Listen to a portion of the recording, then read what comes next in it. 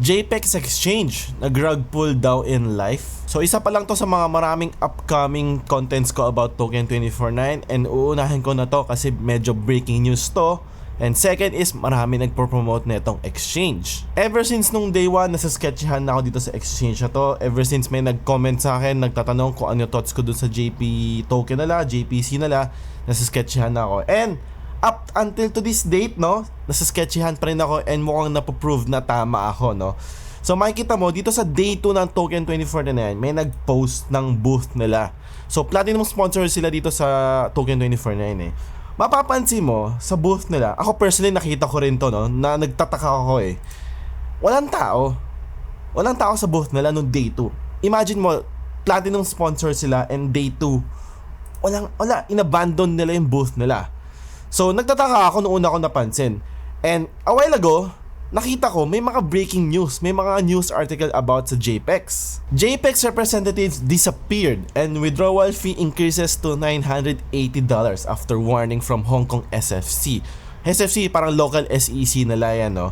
So winarningan sila kasi meron daw, di raw sila licensed to operate. Nagmi-misleading daw yung mga marketing nila. Meron daw sa isang taxi daw nakita na aabot doon ng $1 yung JPC, which is very misleading.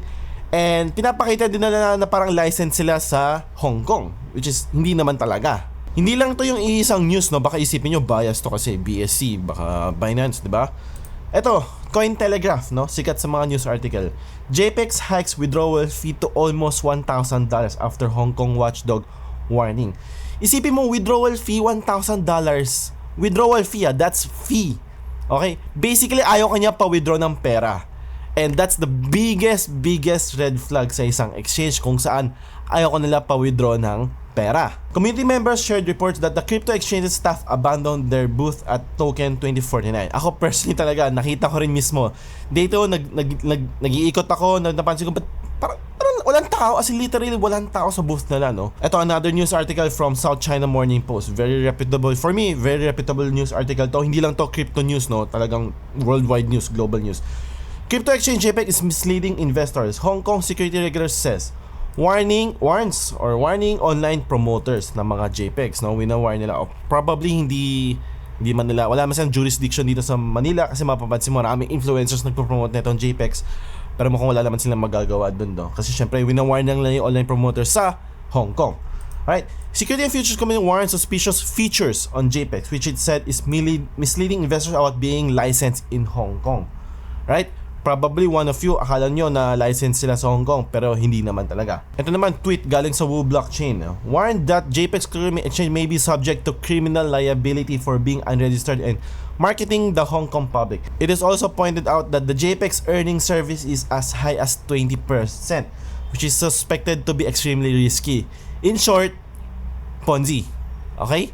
Saan ka makakuha ng 20% APY sa stablecoins? Saan ka makakita ng ganun kalaki? Dapat may pinanggagalingan niyang APY niyan, yung yield na yan. Saan? 'Di ba? Saan? So, ang taas ng 20%, 'di ba? So, unsustainable 'yan. Which means may pagka-Ponzi scheme yung earning service nila, no? May pagka-Ponzi scheme. Alam naman natin, dito matagal ang mga Ponzi scheme.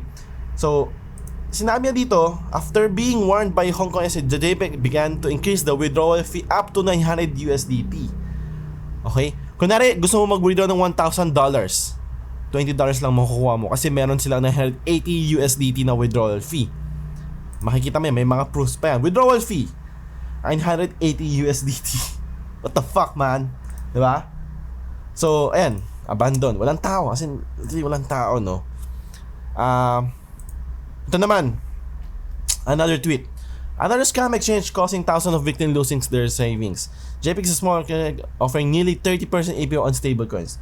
They also have a exchange token JPEX or JPC with 200 billion fully diluted value, which is super overvalued. Yun yung sinabi ko nung day 1 pa lang, no? 'Di ba? Super overvalued. Di mo alam saan nanggagaling. Manipulated yung price ng JPC. Yun yung sinabi ko nung day 1 pa lang. Any crypto veteran would instantly identify this as a scam and ignore it. But their marketing is not towards the veterans on city rather than the novice traders and outsiders on the streets of Hong Kong. Outsiders on the streets of Hong Kong. Okay. The Hong Kong police had their arrest but failed because they technically still allow withdrawal. Max withdrawal is $1,000 and fee is $999. They are in the right to raise fees as a business. Ayan, another proof. Ito naman, $999 USDT. Pag nag-withdraw ka $1,000, $1 lang makukuha mo. So, sorry na lang sa mga naglagay ng pera dito sa JPEX at probably hindi makapag-withdraw ng pera, no? Take it as a loss na lang siguro. I don't know ano mangyayari moving forward dito, pero the fact na nag-rug pull sila sa totoong buhay, kahit platinum sponsor sila, I don't know, mukhang FTX in the making tong JPC, no? So, yun lang. Isa lang to sa mga news or mga share kong stories about sa Token 24/9 experience ko. So, ito muna una kasi medyo sikat tong JPEX sa Pilipinas and breaking news to. So, abangan nyo mga next content ko about Token 24/9. So, make sure naka-follow kayo dito sa TikTok, YouTube, or Facebook.